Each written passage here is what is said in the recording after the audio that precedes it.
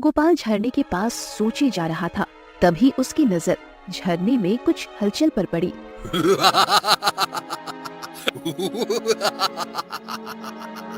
मूर्ख मनुष्य, तेरी मूर्खता ने मुझे आजाद कर दिया। कमला अपने दो बेटे शंकर और गोपाल के साथ रहती थी। शंकर की पत्नी गोपाल को देखकर हमेशा जलती रहती थी। गोपाल अपनी माँ की सेवा करता, सबके साथ हंसता खेलता और हमेशा खुश रहता। शंकर खेतों में काम करता था, जबकि गोपाल अपने पिता का काम संभालता था। गांव-गांव जाकर मिट्टी का बर्तन बेचता था। सुबह गोपाल मिट्टी के बर्तन लेकर घर से निकलने लगा। माँ, मैं बर्तन बेचने जा रहा हूँ, आप अपना ख्याल रखना। ठीक है बेटा, जाते समय उधर से सब्जियां भी लेते आना। माँ, आप तो जानती ही हो, इस काम से ज्यादा कमाई नहीं हो पाती है। मैं जैसे तैसे करके आपका दवा का पैसे ही निकाल पाता हूँ। आप भैया से कह दीजिएगा, वो सब्जी लेते आएंगे। ठीक है, अब मैं चलता हूँ। गोपाल के जाते ही शंकर की पत्नी विद्या भड़क उठी और अपने पति शंकर से कहने लगी, देखिए जी, ये गोपाल घर के लिए कुछ करता ही नहीं है।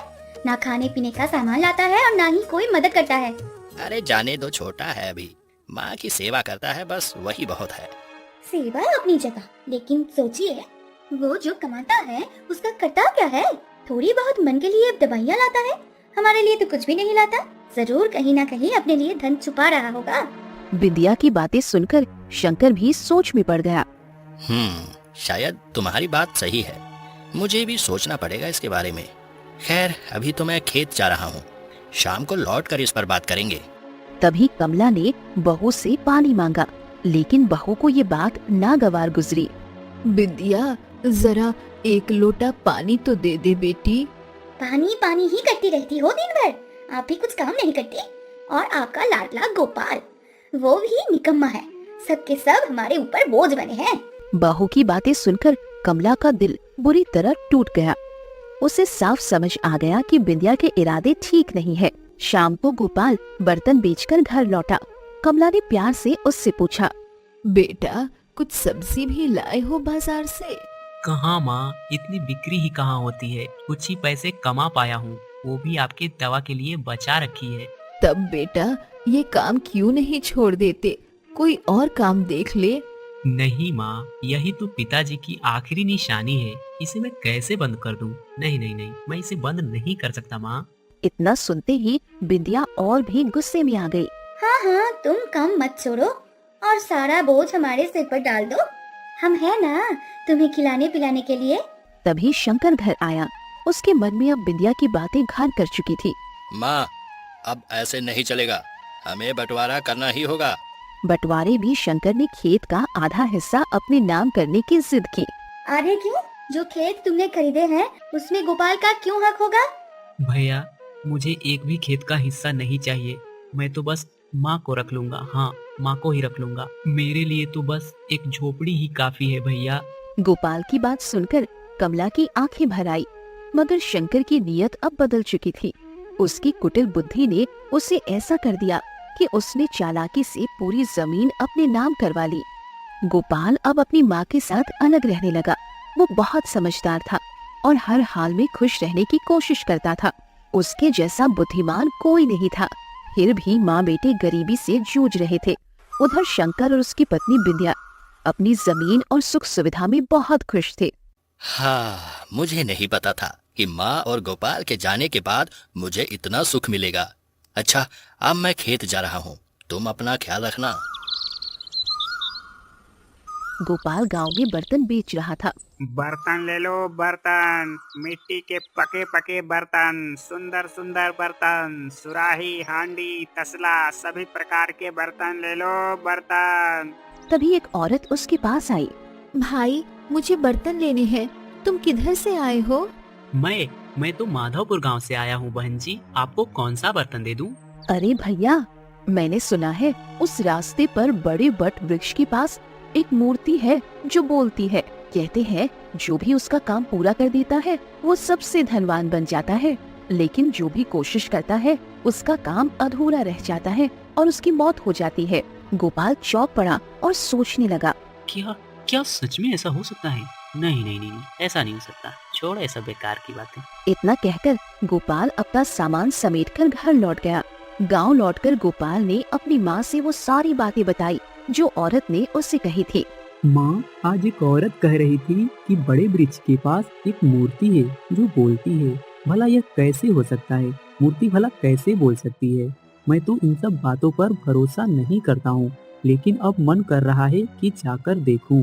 क्या बोलती हो माँ, मैं जाऊँ? नहीं बेटा, वहाँ मत जाना।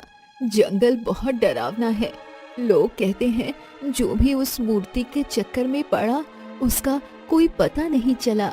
माँ, मैं जानता हूँ यह सब अंधविश्वास होगा, लेकिन रामू तो अपने घर पहुँचा ही नहीं। अगर सच में ऐसा हुआ है तो सच्चाई जानना जरूरी है। मुझे अब जाना ही पड़ेगा। कमला का चेहरा चिंता से भर गया। वो बार बार बेटे को रोकने की कोशिश करती रही, लेकिन गोपाल का मन अब जंगल की ओर जाने को तैयार हो चुका था।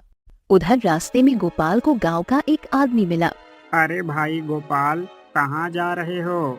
मैं पड़ोस के गांव माधवपुर जा रहा हूँ। अच्छा, मुझे भी उधर ही जाना है, लेकिन पहले जंगल से कुछ लकड़ियाँ लेनी है जो मेरे घर का खाना बनाएंगी। चलो, मैं तुम्हारे साथ ही चलता हूँ। दोनों बातें करते हुए जंगल की ओर चल दिए। गोपाल आगे आगे था। भाई, मुझे तो यहीं से लकड़ियाँ मिल जाएंगी, मैं यहीं रुकता हूँ। इतना कहकर रामू जंगल के अंदर चला गया और गोपाल अकेला आगे बढ़ गया। जंगल की ओर जाते समय गोपाल अकेला रास्ते पर बढ़ रहा था। अचानक उसे सामने एक साधु बाबा दिखाई दिए। साधु के चेहरे पर गंभीरता थी और आंखों में रहस्यमय चमक। बेटा, कहाँ जा रहे हो इस वीरान जंगल में? बाबा, सुना है यहाँ एक मूर्ति है जो बोलती है। मैं उसी को देखने जा रहा हूँ। साधु बाबा ने गहरी सांस ली और गोपाल को रहस्यमय आवाज में चेतावनी दी। बेटा, वो मूर्ति अपने 3 कार्य पूरे करवाने के लिए इंसान को धन और वैभव का लालच देती है, लेकिन याद रखना, जो भी उस लालच में पड़ा है उसका कार्य अधूरा रह गया है और उसकी मृत्यु निश्चित हो गई है। धन का लालच, यही तो सबसे बड़ा जाल है। लेकिन बाबा, अगर यह सब सच है तो लोग क्यों बार बार फंसते हैं? यही तो माया है बेटा। धन की चमक इंसान की आंखें बंद कर देती है। बाबा की बातों के बावजूद गोपाल ने जंगल के भीतर जाने का निश्चय कर लिया। गोपाल जंगल के भीतर आगे बढ़ा। एक बड़े वट वृक्ष के पास उसे पत्थर की एक मूर्ति दिखी। बेटा, तुम मेरे 3 कार्य कर दोगे तो मैं तुम्हें धनवान बना दूंगा। मैं कैसे मानूं कि तुम सच कह रहे हो? अगर मैं अपनी जान की बाजी लगाकर तुम्हारा काम करूं और तुम फिर भाग गए तो? ऐसा कुछ नहीं है, मैं अवश्य तुम्हें धन दूंगा। ठीक है, लेकिन मेरी एक शर्त है। जब मैं तुम्हारे 2 कार्य पूरे कर दूंगा तब तुम मेरे लिए अपने वादे के अनुसार सारा धन तुरंत दे दोगे। धन मिलने के 1 सप्ताह के भीतर मैं वापस आकर तुम्हारे तीसरे कार्य को भी पूरा कर दूंगा। ठीक है, तुम्हें 2 कार्य पूरा करने पर धन दिया जाएगा, पर सुन ले, अगर 1 सप्ताह के भीतर तू वापस नहीं लौटा तो तुझे और तेरे परिवार को आग में भस्म कर दूंगा। मूर्ति की इस सख्त चेतावनी को सुनकर गोपाल के सीने में भय और जिम्मेदारी दोनों जाग उठे। फिर भी उसने ठाना कि वचन निभाना जरूरी है। ठीक है, मैं यह शर्त स्वीकार करता हूँ। अब बताओ, पहला कार्य क्या है? तुझे काली गुफा के शेर के पंजे का एक नाखून लाना है और उसे मेरी मूर्ति के नीचे रख देना है। ये सुनकर गोपाल का दिल एक क्षण के लिए थम सा गया। काम कितना कठिन और खतरनाक था, विचार ही डराने वाले थे। ऐसा काम तो बहुत मुश्किल है, पर ठीक है, अब तो मुझे यही करना होगा। गोपाल काली गुफा की तलाश में आगे बढ़ता रहा। घने पथ और झाड़ियों के बीच चलते चलते उसे एक झरना दिखाई दिया। पानी की रफ्तार और बरसती हुई गूंज सुनकर उसे लगा शायद यही कहीं आसपास काली गुफा होगी। इस शेर का नाखून कैसे लाऊं? शेर तो बहुत ही खूंखार होगा, एक पल में सब खत्म कर देगा। गोपाल कुछ देर वहीं झरने के पास बैठ गया। ठंडी हवा और पानी की टपटप उसके मन को थोड़ा शांत करती रही। उसने अपने मन में तरकीब गढ़नी शुरू कर दी। सब कुछ धैर्य से करना होगा, डर से नहीं। पहले गुफा का ठीक ठीक पता लगाऊंगा, फिर कोई चाल सोचूंगा जिससे शेर को बिना चौकाए नाखून मिल सके। गोपाल झरने के पास सोचे जा रहा था, तभी उसकी नजर झरने में कुछ हलचल पर पड़ी। वहाँ एक छोटे से शेर का बच्चा फंसा हुआ था, घबराया हुआ और पानी में जकड़ा हुआ। गोपाल बिना सोचे दौड़ा और बच्चे को बाहर निकाल लिया। वो दिल दहलाने वाली कोशिश में छोटू शेर को सुरक्षित किनारे पर ले आया। तुम ठीक तो हो ना छोटू शेर? बस उसी समय झरने के पास से एक भारी कदमों की आहट आई। काली गुफा का बड़ा शेर आ पहुंचा। गोपाल के रोंगटे खड़े हो गए। उसने सोचा, अगर यह शेर अपने बच्चे को कुछ हुआ पाएगा तो मेरी तो मृत्यु निश्चित है। अरे मेरा बच्चा, तुझे कुछ हुआ तो नहीं? बड़े शेर ने पास आकर देखा कि उसका बच्चा सुरक्षित है। वो गोपाल की ओर देखकर नरम हो गया और बोला, तुमने मेरे बच्चे को बचाया। तुम्हारी बहादुरी के लिए मैं तुम्हारा हमेशा आभारी रहूंगा।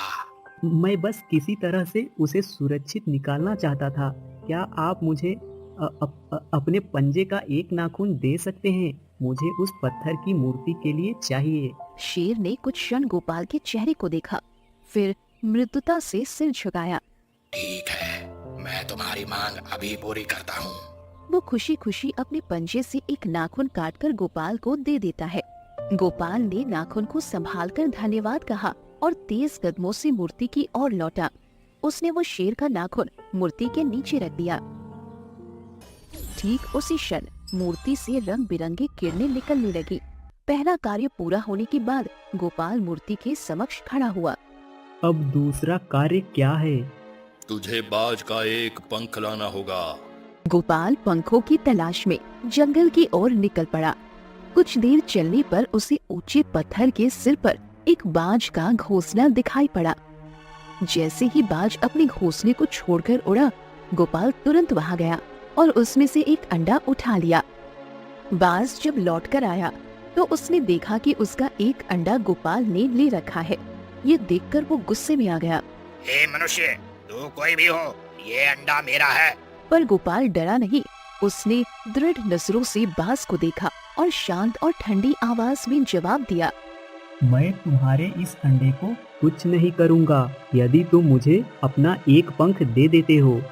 बाज एक क्षण के लिए स्तब्ध हुआ। ठीक है, तुझे जो चाहिए ले ले, लेकिन मेरे अंडे को वापस मेरे घोंसले में रख दे। भाई, मुझे माफ कर देना। मैं किसी के काम को पूरा कर रहा हूँ। अगर मैं नहीं करूँगा तो मेरी जान चली जाएगी। अगर तुम मुझे अपना पंख नहीं भी देते तो भी मैं इस अंडे को नुकसान नहीं पहुँचाता। फिर गोपाल ने बाज को सारी बात बताई। बाज ने अपना पंख तोड़कर गोपाल को दे दिया। गोपाल ने झुककर धन्यवाद कहा और वापस मूर्ति के पास गया। गोपाल ने बाज का पंख मूर्ति के चरणों में रख दिया। जैसे ही पंख नीचे स्पर्श हुआ, मूर्ति से रंग बिरंग किरणें फूटी और उसका रूप बदलने लगा। उस आवाज में अब गंभीरता के साथ संतोष भी था। गोपाल, तूने मेरे 2 कार्य पूरे कर दिए। अब जैसा वादा था वैसा ही करूंगा। तुझे मैं धन दौलत देता हूँ। मूर्ति के नीचे अचानक स्वर्ण, रत्न और मूल्यवान वस्तुओं का ढेर प्रकट हो गया। गोपाल की आंखें विस्मय से फैल गई।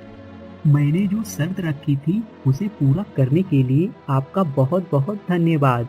अब यह धन मेरे परिवार और मेरे गांव वालों के काम आएगी। याद रहे गोपाल, 1 सप्ताह बाद तुझे मेरा तीसरा कार्य भी पूरा करना होगा।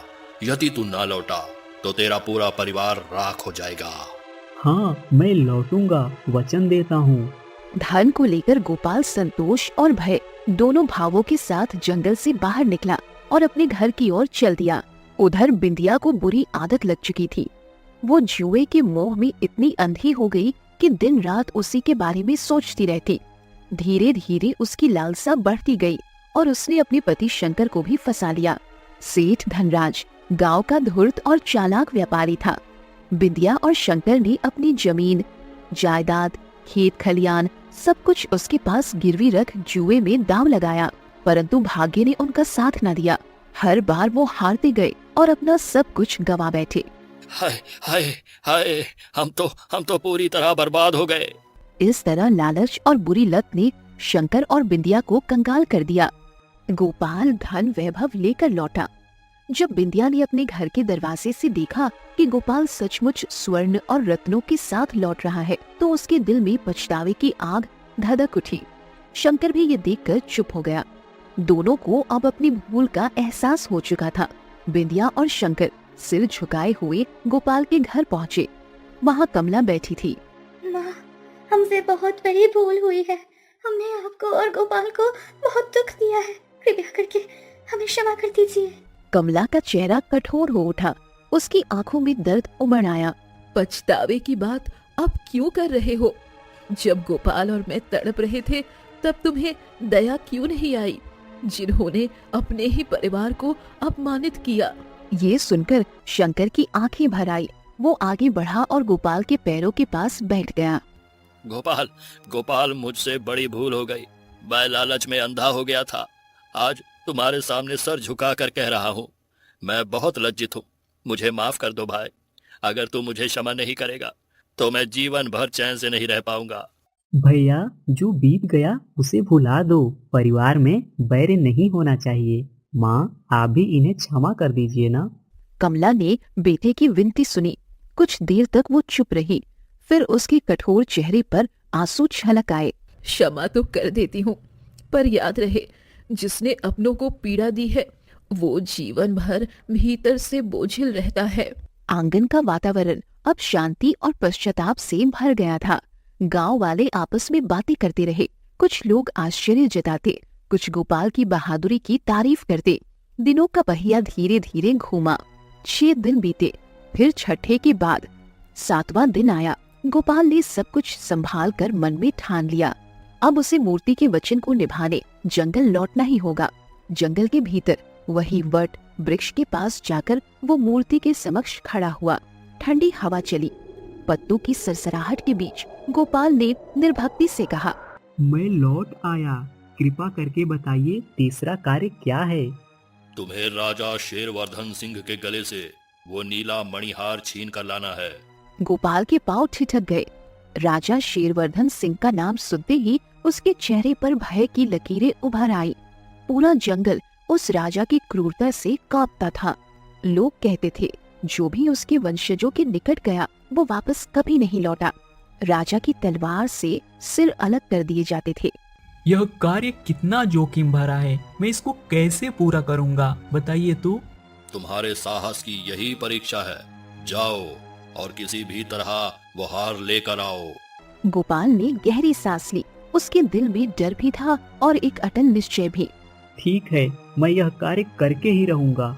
मूर्ति ने एक हल्की सी स्वीकृति की आवाज दी। गोपाल ने पीछे मुड़कर जंगल की ओर देखा, पर अब उसके कदमों में रुकने का विचार नहीं था। वो राजा के दरबार की ओर बढ़ चला।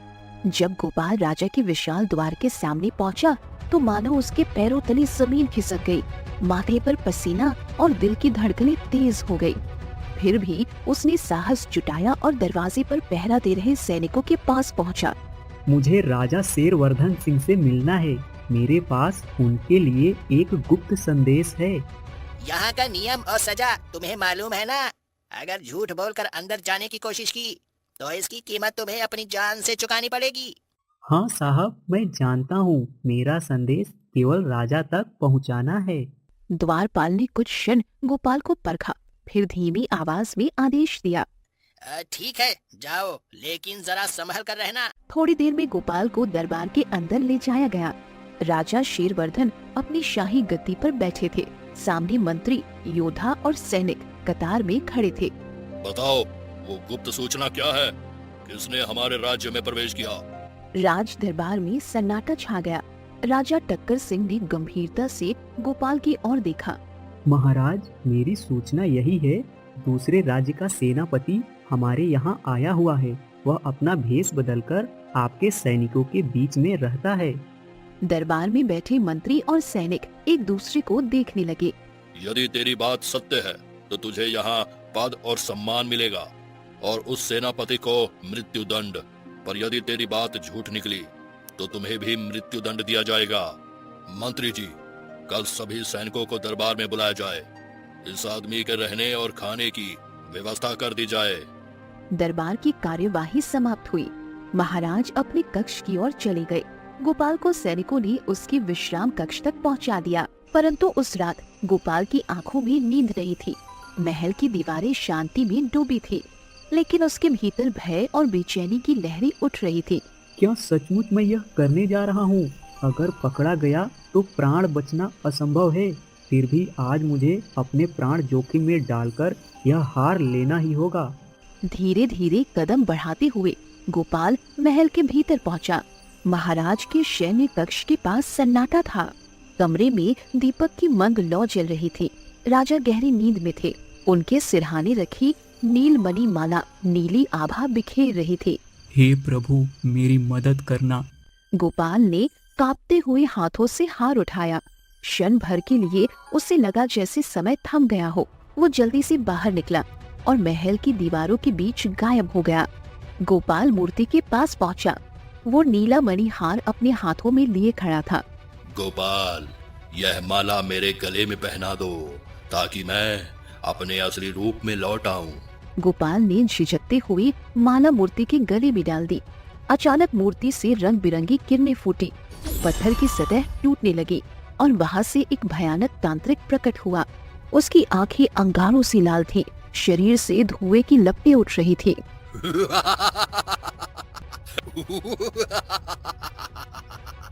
मूर्ख मनुष्य, तेरी मूर्खता ने मुझे आजाद कर दिया। अब मैं इस संसार को फिर से त्रस्त करूंगा। तू कौन है?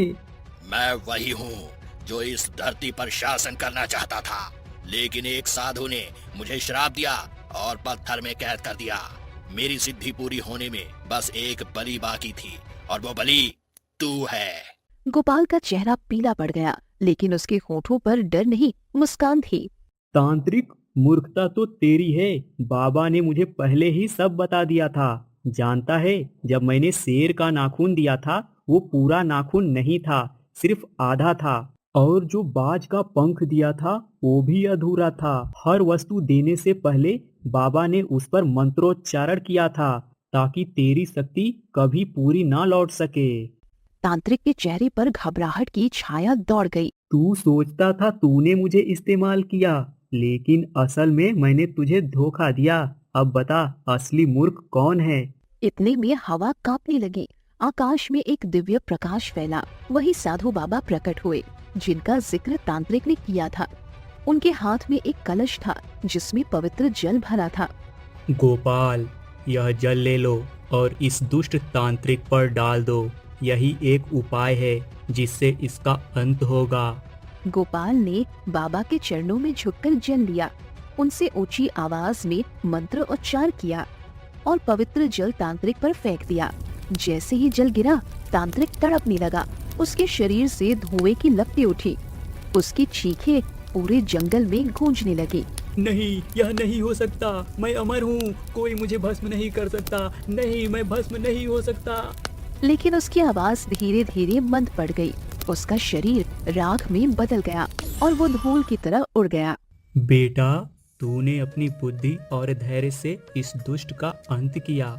तेरी यही समझदारी और साहस तुझे सच्चा विजेता बनाती है। गोपाल के चेहरे पर संतोष और गर्व की झलक थी। अब वो न केवल धनवान था, बल्कि अपने परिवार और गांव का रक्षक भी बन चुका था।